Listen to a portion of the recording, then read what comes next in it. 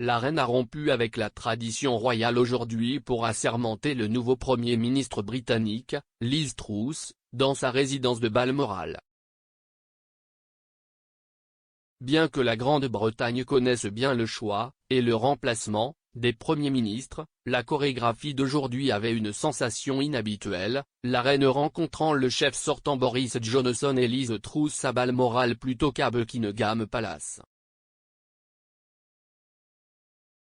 Les images montraient la reine souriant largement alors qu'elle serrait la main de Madame Truss alors que le couple se rencontrait dans le salon de Balmoral.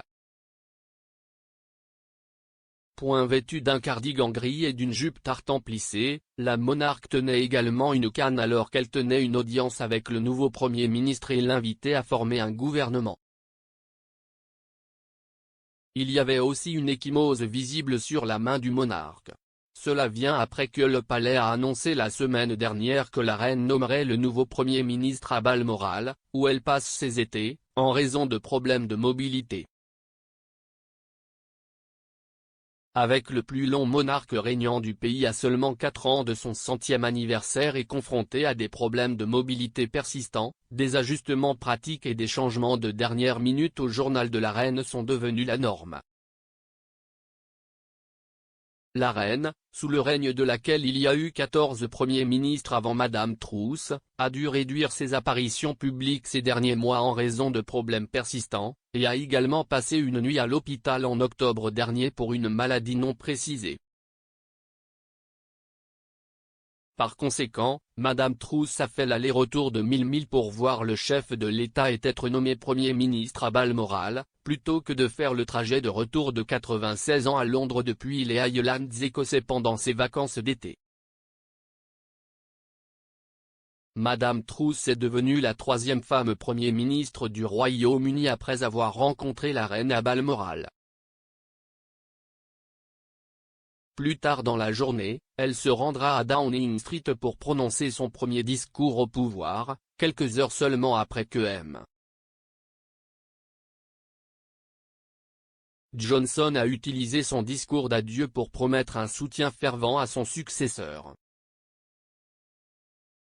Le Premier ministre a suivi M. Johnson dans le domaine écossais de la reine et, peu de temps après sa démission, elle a eu une audience avec le monarque pour devenir le 15e Premier ministre de son règne.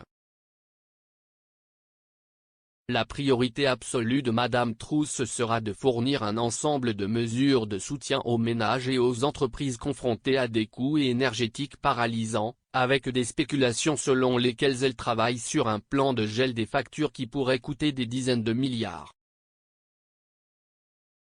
Aujourd'hui était la dernière d'une série de modifications alors que la reine poursuit ses fonctions dans ses années crépusculaires malgré les problèmes de mobilité. Son jalon du jubilé de platine a été célébré avec des millions de personnes dans les rues lors d'un week-end exceptionnel de 4 jours de commémoration nationale en juin. La reine a servi de point focal unificateur pour les festivités prolongées, ravissant les foules lorsqu'elle est apparue sur le balcon. Mais elle n'a été vue en public que 4 fois au cours du week-end et a raté le service d'action de grâce après avoir subi un certain inconfort, puis le derby d'Epsom et le concert pop. Dans un message écrit, elle a renouvelé son engagement à servir en tant que monarque, mais avec la phrase clé au mieux de mes capacités, soutenue par ma famille.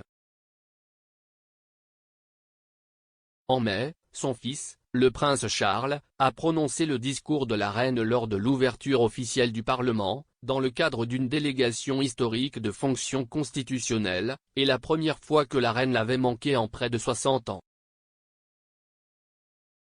Les médecins royaux seront sur place pour conseiller et surveiller de près la santé du monarque, et le palais de Buckingham ne confirme désormais souvent que la présence de la reine à un événement le matin même.